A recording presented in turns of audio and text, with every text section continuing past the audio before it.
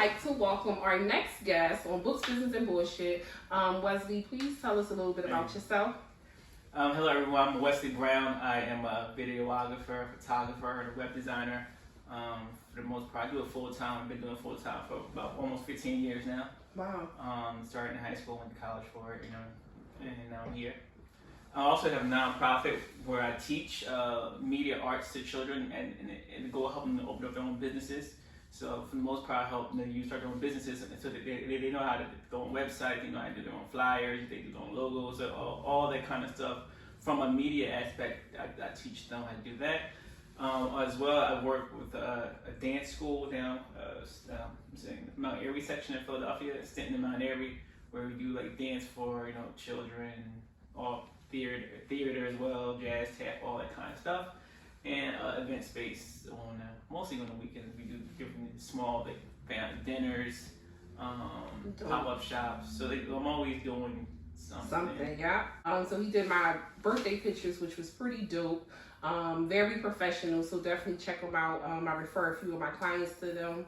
So definitely check him out if you are in need of a photographer and you're in the Philadelphia area. The first topic, I had seen a post that you had posted in regards to Micaiah Bryant. Did I say her name right? Micaiah Bryant. God rest her soul. You had made a post, and I thought the post was very interesting. Do you care to elaborate on? My issue was watching the video. Like you see a lot of people around just letting it happen. But when the cop comes and the cop kills her, everybody's mad at the cop. Right. But there's so many people around that could have intervened and stopped before the cop even got there. Right. Exactly. I agree. And then I feel like, the parents felt that... They did, because her father was there. I thought it was crazy. A lot of people try to, play it off. They're not her real parents. But if you're a guardian of a child, you're the parent. And so I felt like, the mother wasn't there. Right. But the father. And he was actually the biological father. So, right. So when we first, I think around that time that you had made that post, we didn't know a lot about the situation. Mm-hmm. So more information came out. And the foster mom wasn't there at the time, but apparently she called these girls on Micaiah to attack her. And Micaiah it was ongoing for a few days, allegedly, because I wasn't there, obviously, but it was ongoing for a few days, and what we seen on camera was the eruption of a young girl getting tired of being picked on by grown adults. But prior to that, the sister spoke out. The biological sister, who doesn't live in a foster home, spoke out and stated, they were trying not to call her dad. Right. And, she was frustrated, she was crying, and I get it, but I'm just like, damn, the dad ain't trying to calm the situation. For me, and I'm not placing blame, I know that man is grieving, but I do feel like he felt his daughter. I have kids, I have a 19-year-old and I have a 14-year-old child.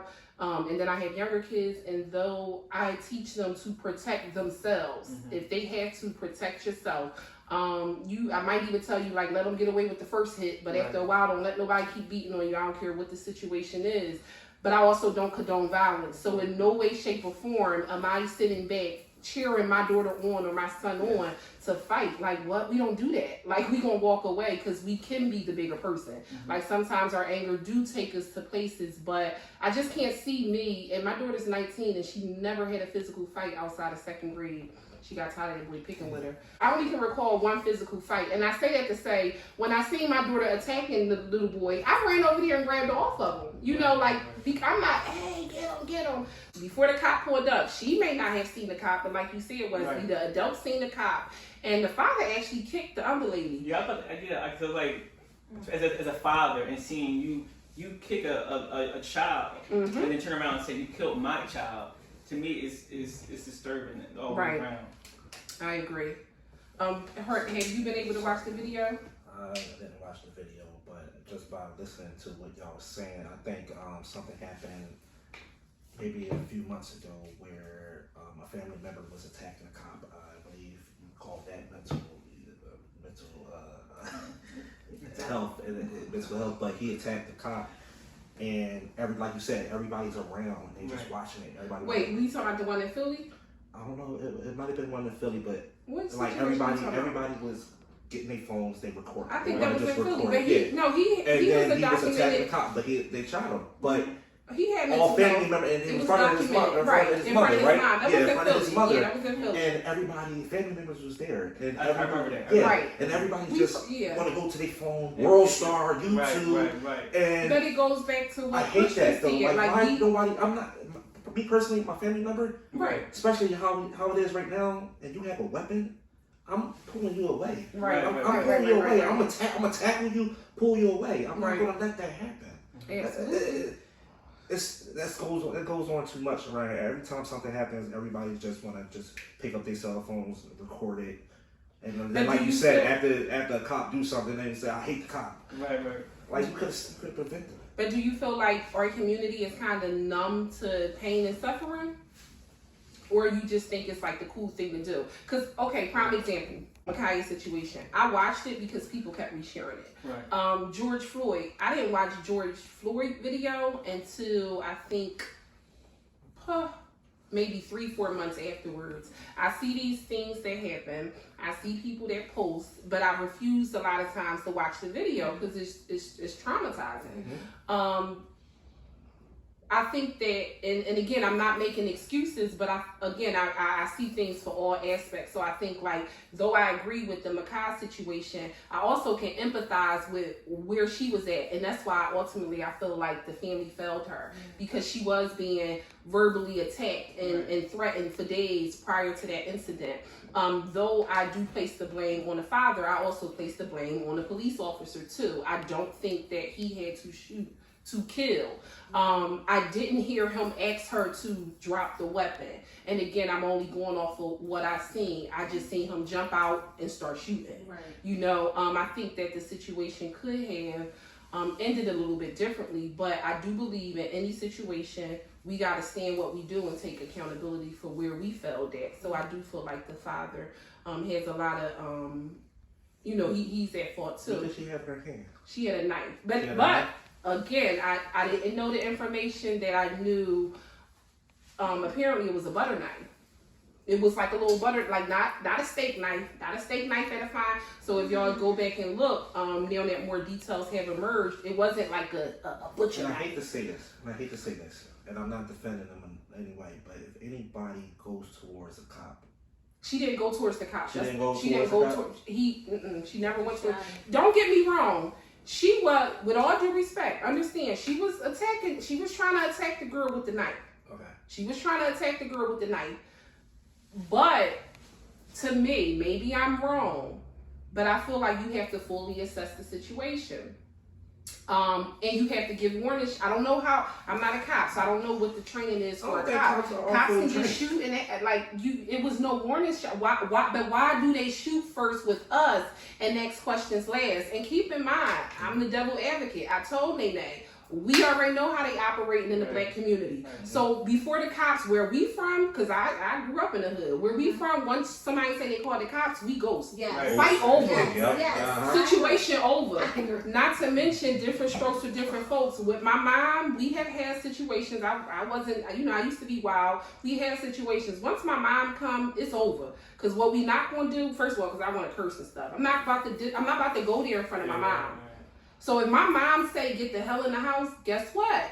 Sis, I see you later. So like why, I think you got to take everything into play. This was a foster child, so she did have issues. The cops should have been briefed, whoever called. It was a young girl that called, so they wasn't briefed on the situation. When the cop pulled up, not making excuses for him, he didn't really know what he was walking into. I don't think every cop is trained. I don't think they're properly trained because I just would have felt better if he would have warned her. I just feel like if it was some warning, I'm not giving the cops no excuses. You're too considerate with other races. Why we don't get the same consideration?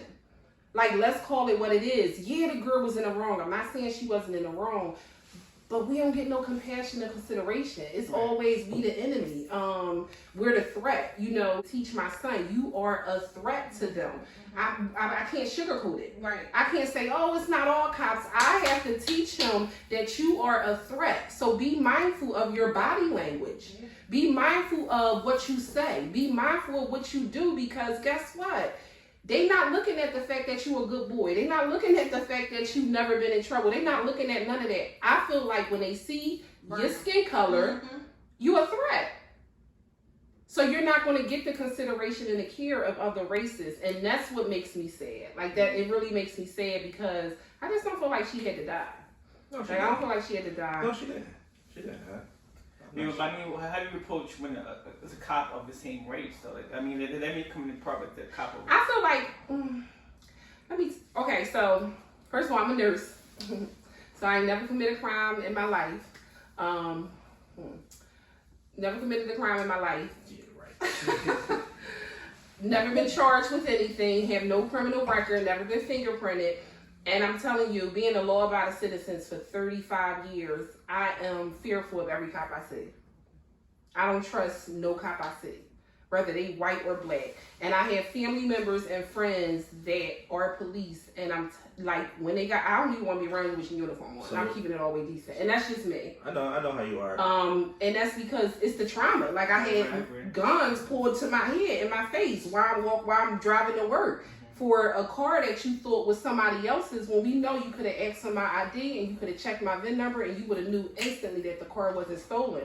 So I think that we don't get consideration. So it's a wrap. Like you can't rebuild that trust. So if you get in a situation, are you calling the cops or are you handling it yourself? Right. I mean, I feel like in the girl situation, they called the cops, but like should they have even called the cops? I know they shouldn't have called. Right, but who? But even a situation in Philly, which was very similar, his family called the cops too. I think they did mention that it was a mental health crisis. But who do we call? Because he was documented with mental health, and I'm going to jump out the limb and say Micaiah had mental health issues too, because you ain't really in no foster care system and you ain't dealing with trauma. Right. That's my opinion. That's my opinion. So, the girl had some type of trauma, especially considering you was in the house with a foster mom who felt like she could call the other foster kids to beat you up. That's abuse. do you believe that you call the cops if you're a regular resident, like a residential person? If you're from the streets, you're not calling the cops. But if you're a regular person, you're calling the cops for anything. Like if anything goes on. I feel like I do agree with that. I feel like it's according to where you are, I guess, social status wise. If you are a more quiet person or in the house, but you try to stay away from the street, you call the cops immediately. But if you're in the street, you hesitate on calling the cops. You might call on your boys, you might call your family members before you reach out to the cops. And I mean, it's rough because with the stigma that comes with calling the cops. Exactly. But see, that's the thing. I think calling the cops. I think people will call the cops, but I think the stigma is snitching. But I don't think necessarily calling the cops is the stigma. It's only snitching when. But outside of work, I don't do nothing. And I'm telling you, like, if I was in a situation, I would be hesitant. I think if they do a national poll amongst African American people, regular citizens that don't have no criminal record, a lot of them might be fearful. It was a woman. I don't know if you've seen this situation. It was a woman. Her husband. I will send you the newspaper article. It was a whole big thing. Her husband and her owned a restaurant. They had a mobile restaurant. It happened in another state. They had a mobile restaurant. They went there to collect their money. It was so where they kept their food was like the restaurant owners, mobile restaurant owners. It was like a kitchen where they could keep their food and store it, right? Large quantities of food and things, like a warehouse. Well, when they got there, the Caucasian male was acting strange. The wife was only there because the husband had something to do. He was acting strange. She texts her husband like, babe, can you come here? I don't feel comfortable. I got to send y'all the newspaper article because it's crazy. She's like, can you come here because I don't feel comfortable, right? So the husband dropped what he was doing, came to the wife. The guy had on he was holding the All Lives Matter shirt. Right. You see the video because they were in the office. The guy just went and reached for his gun. Yes. The wife, you seen that? The wife, these are two business owners. Business owners that the wife is saying, I was fearful of calling the cops. She said when the cops came, I had to stop them at the door because the husband is tussling with this man, trying to hold down the gun for over 15 minutes while they waited for the cops. She said, I had to make sure before I let these cops in, they understood my husband wasn't the threat. So I think that's in the back of a lot of people's mind. Depending on what the situation is. Okay, you hear a knock at the door, somebody trying to break into your house. No, you don't feel threatened. But if it's a situation of any like domestic type of thing or violence, I feel like some of us have to analyze, like, can I calm the person down, or everybody's right? Or do you call your police? Everybody's not. I didn't say everybody. I said a lot of people. I believe, like you said, with the poll, I think a lot of people will call. They're thinking about calling the cops. Okay. I think they're not trying to think about handling the situation themselves or trying to calm people down. They're calling the cops. Call 911. Yell out, call 911, or the neighbor's gonna call 911. That's the first instance everybody's going to do. I think if you do a poll with that, I think the percentage will be high with calling cops first. Okay. But then we gotta also deal with the repercussions, because like me, I wouldn't call the cops. Yeah, I agree. Yeah. So we got 3 people here that wouldn't call the cops. I don't agree that most people will call the cops. It's a situation where the cops should come. Me personally, I wouldn't be the one calling them. Right. Because I already know what could happen. Right. Yeah, you wouldn't call it, but somebody else around it, or your neighbors, or whatever might call them and everything. You would call them. Yeah. Right. But I think that during this political campaign, like they did like some type of poll, and most people didn't feel, they didn't have positive thoughts. And don't get me wrong, the cops we know that crime would be crazy. I don't think that like you said, I think that we need to come up with ways to police in our community. Yes. And have initiatives. He has a community center, even through dance. He may not realize it, but my daughter was in dance and she was doing modeling. That increased confidence and self-worth and self-love and all that too. So I think that it needs to be more community efforts, but it also needs to be more things where before our kids become adults and before they running reckless, like we can just show them alternative solutions. To be able to critically think. I think a lot of people can't critically think. And I think that this is like they're only thinking temporarily for that moment, but they're not seeing the outcome. Mm-hmm. Like I fought a lot of people, like a whole lot of people when I was younger. And I'm telling you that with every fight, I always was thinking, like when my cousins called me and said, "Come, I'm coming. I'm coming." Ain't no doubt about it. But I'm not doing certain situations, like I'm not putting myself in certain situations. I never was the one that's going to punch your grandma, like, because I'm always thinking, like, I don't want nobody to do that to my grandma. And I had family members that didn't care. So when they call, they going all out. But I was the one like, okay, you can point who you want me to handle out, but I'm not ready to do all this to all these people, because I believe in karma. So I think that our kids need to be able to critically think. And I don't think most of them can. But where do you think the parents felt that the guy who got arrested, this is Ahmed. Yeah, that was Amir. Wait, hold on. What's his name? I forgot his Amirhurst. Amirhurst. Oh my God. Yeah. So 16. He's 16. Do you think? Okay, so for those that don't know, Amirhurst, 16-year-old African-American male that was recently charged with 4 murders in Philadelphia. With 4 murders. One being a CFCF murder. Right. See, I'm conflicted with that situation too. Right. Did he commit all the murders? I don't think he did, but I mean, who knows? Or did he have a dirty gun? Well, I mean, I feel like you put yourself in that environment. Not saying right, but if first of all, if you commit 1 murder, you out of pocket. At 16, you know right from wrong.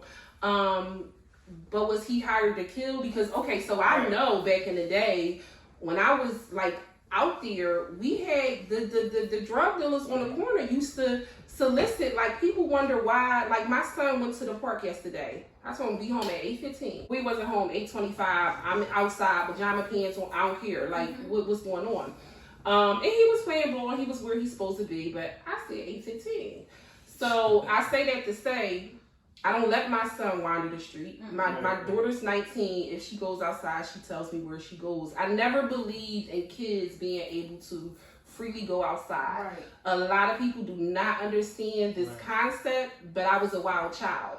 I didn't need a curfew at 8, 9 o'clock. What the hell am I doing every day at 8, 9 o'clock? What I gotta go outside for every single day? I didn't feel like I needed that much freedom because that's what got me in trouble. It's not always trouble though.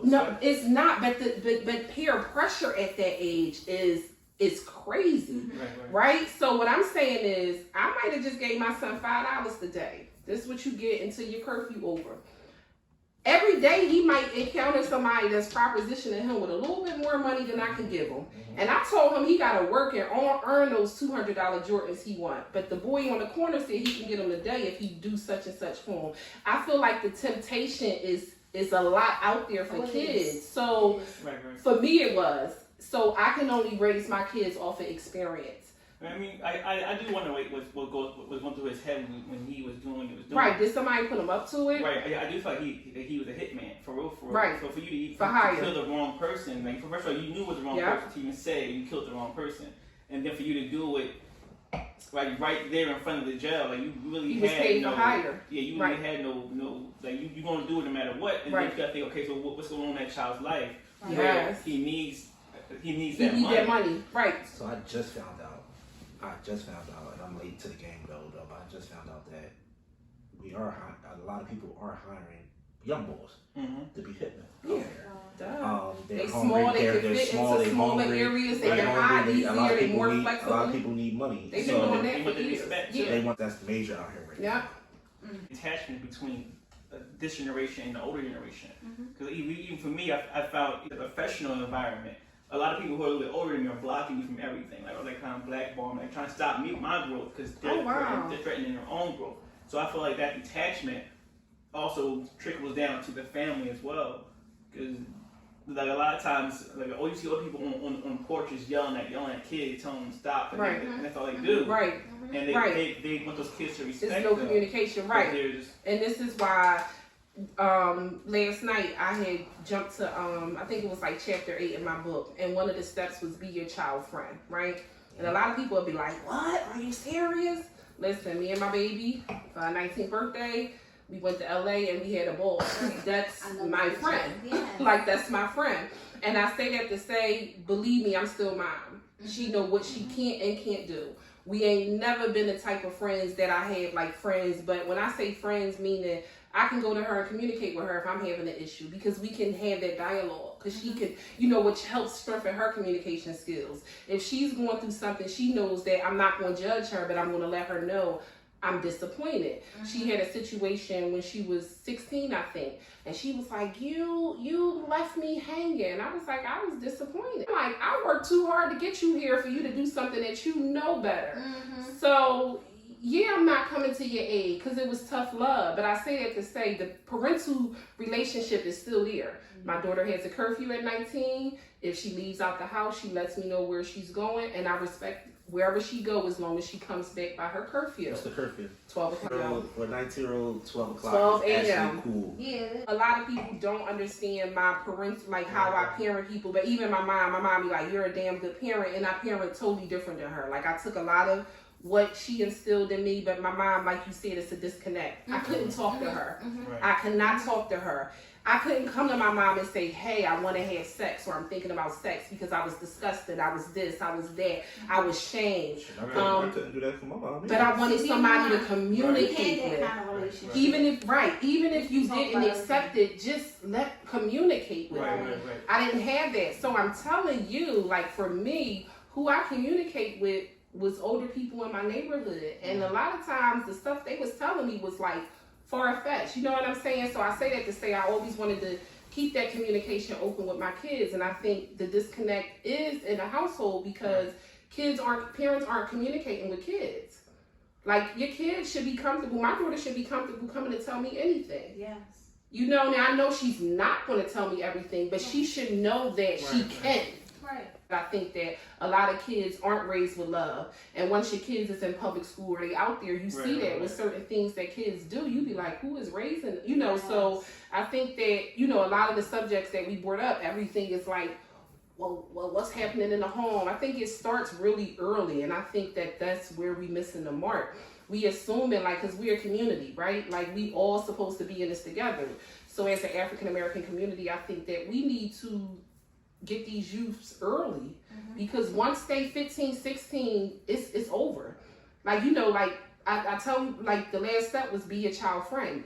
We wasn't friends when she was younger. She hated me. We didn't have, I knew what foundation I was building, but she was the first. And I knew that we didn't have a rapport like we did now, because I was a mother. I had to instill morals and values in her, whether you liked it or not. Now that those values and morals are instilled, we can build as friends now. You know, I couldn't do that. I can't be your friend when you wanted to, because then I would let you get away with whatever. You know, or when you 5 or 6. But now that she's of age, now it's nothing I can teach her except for skills that she don't already know. I feel like at 16, 17, 18, 19, the morals and all that is already instilled. If the core is not, the core foundation is not intact, it's a wrap. You got to really reprogram. You know how hard it is to reprogram somebody. So I think that we're missing, like a lot of us do youth programs and we like targeting the teens, but a lot of times we missed it. Like we might go into the middle school or high school and we might talk to them, and that message might stick with them, but we missing it because when they go home, they're going home to trauma every day. So your words are slowly they disappear. But I think that with him, I think either one, it was a stolen gun. Right. I mean, well, a street gun, a dirty gun. Pass it around. Right. Like, so you admitted to the CFCF one, but did you do all the other ones, or did you buy that gun? Because CFCF was March 18th and he got arrested March 20th. Right. So the last charge, he got caught on the March 18th shooting, which was from CFCF. So did you buy that gun for $50 off the corner? And all them other bodies was on it because you so ignorant. These young boys stupid. Right. Yeah, they stupid. So now you got 3 other bodies, or did you do all the other killings? I don't know. I do feel like he probably killed before you to kill like that now. Like, it takes a little bit of. I think he maybe not go from the gun. Right. But I can't believe that you go up and kill somebody at CFCF and you didn't kill before. Yeah. Okay. If you went up to CFCF and did a kill, you did definitely kill. Right. But okay, so I'll give them 3 out of 4. I'm not around now. That were found. So is there any, now again, I'm just, I'm the devil advocate. Are there drugs that can make you like not think? Like, so we see people, right? You might be driving through Philadelphia and you'll see some weird stuff, or you see it on 911 Philly or Scoop, whatever. And like people outside in the middle of the street, they doing. Are there drugs that's currently being sold on the street that'll make people fearless? I feel like when people buy weed off people they don't know. Oh, okay. They might lace it with heroin, or lace it with crack. Or fentanyl. That's killing a lot of them. Yeah. So so I feel like that makes it like they think that they buying weed and they're ignorant to the fact that it's laced with something, and probably angel dust or whatever. And yeah, because I dealt with somebody that used to smoke angel dust, and they. Who was that? I dealt with somebody that smoked angel dust, and it had them on like these highs where they feel like they're invincible and they can like do anything and beat anybody. Like they really. I don't want that. No. Well, I was young, so first of all I was young. I didn't know what it was. I didn't take it. Oh my God. You know what? I can't. I stayed away from it, but I definitely knew, I'm not stupid. I know what weed looked like. I knew that wasn't weed. I knew that wasn't weed. And as I got older, I'm like, yo, this dude. And no, he's been in and out of jail his whole life. But I say that to say, a lot of the situations, I know that he was high. Right. Like I know that he was high. A lot of them do be high for killing people too. They get high and then go do it because it makes them. It gives them a different type of feeling or something. Right. I don't know. But it's really sad that behind all those killings is a 16-year-old child.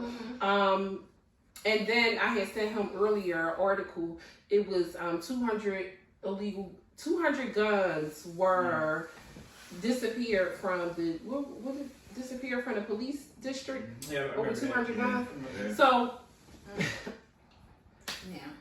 I'm just anytime I wanted 2 guns, we talking about 200 guns. So like a lot of times we be like, well, okay, what if he had a dirty gun? But who's putting these dirty guns on the street though? Who's putting these dirty guns? Right, like 200 guns, like not 1 or 2. That's a lot of guns to just mysteriously turn up missing. And are those guns possibly linked to a lot of the killings that's happening in Philadelphia?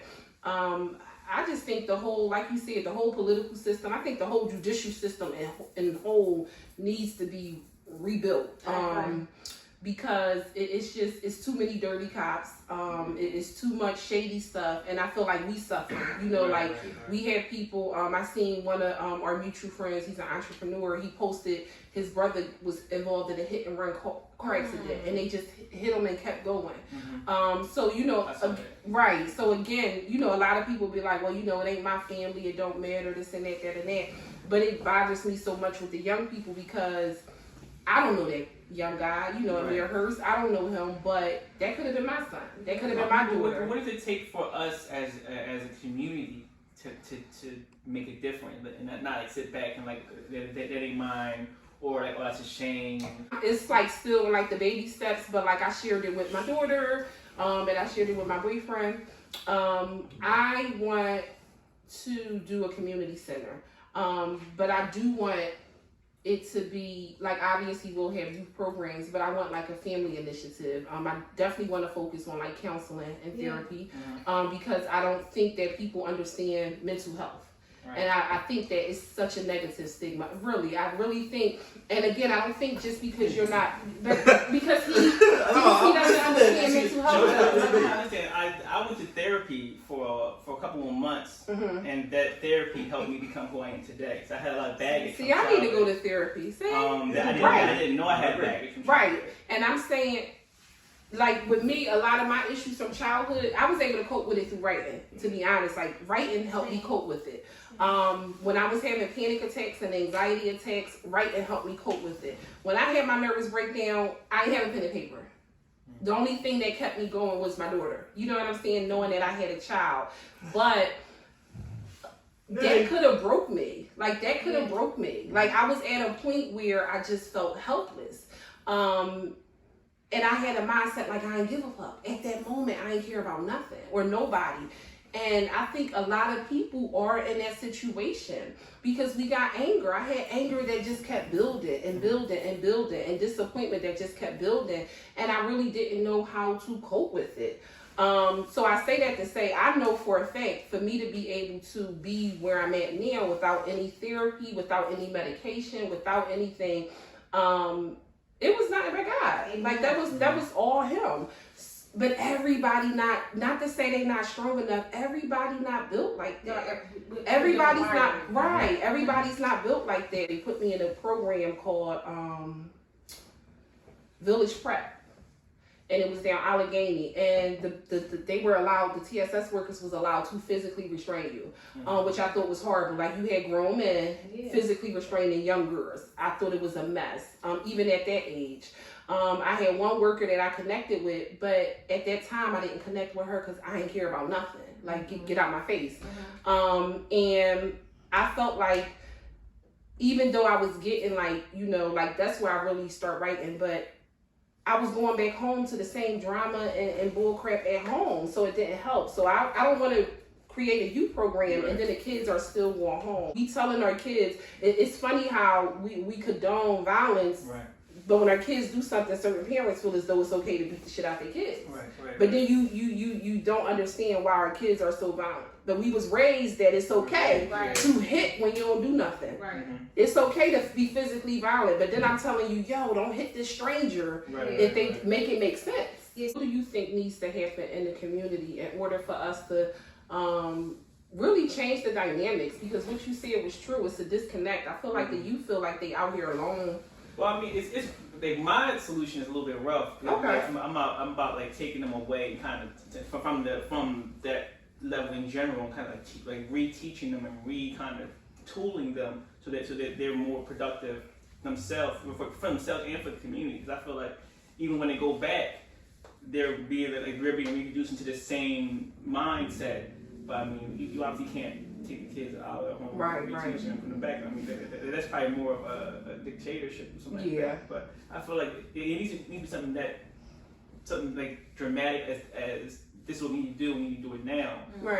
But like, would that be teaching the parents to do? I think the parents need to be. I think the parents. That's probably the best direction to go. It's kind of like we have to put it into the children, like you don't have to follow this. You can do this, and constantly hit them with that imagery. Like you don't have to be this. You can do your own thing. But I feel like that's that's, I feel like that's what needs to be done. But I mean, obviously, that's not legal. Right. Well, what do you think, Brian? Gerard's College, they go there and then they come home on the weekend. Not every weekend though, right? I No, think they you earn it. once a month. They Okay. go home early. Is it? You need people that are intentional and they're serious, and if they're gonna be consistent, Right. you gotta look at their track history. Right. What right, have right. they done in the community? Or how do they treat their own kids? You know, just Right. pay attention. You know about the fruit that they bear. What Right. are you doing? Right. And then we'll team you up with the right people so we can Right. get that spreadsheet going. Right. And get the events, listed and just make it work cohesive. But we gotta work together. Right. It's too much of a Yeah, I job think that for one just person, yeah, one person can't do it. It definitely have to be. Yeah, I think there's not enough people in each area, each community that we need more. Do you think, and I kind of know the answer to this, but earlier I had said, like, I'm surprised it's not more killings. And like you were saying, like, take these kids away, give them something different, reprogram it into them. But when you look at the situation, like, there's not much things in the community, the local community, to do for the youth. There's not much entertainment. So in turn, social media raises your kid. So for the people that want to go ahead and do photography, can you let them know what they need to do to start off? If you're interested in photography or video or anything that I do, you can contact me on my Instagram.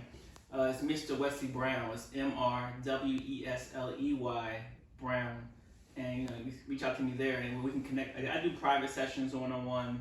Every once in a while, I have a workshop where I'm teaching, whether it's photography or video. And if you need like advice on what equipment to get, I give people advice all the time. Yeah. Awesome. On different things that that will help get their photography, whatever started. I want to thank you all for coming.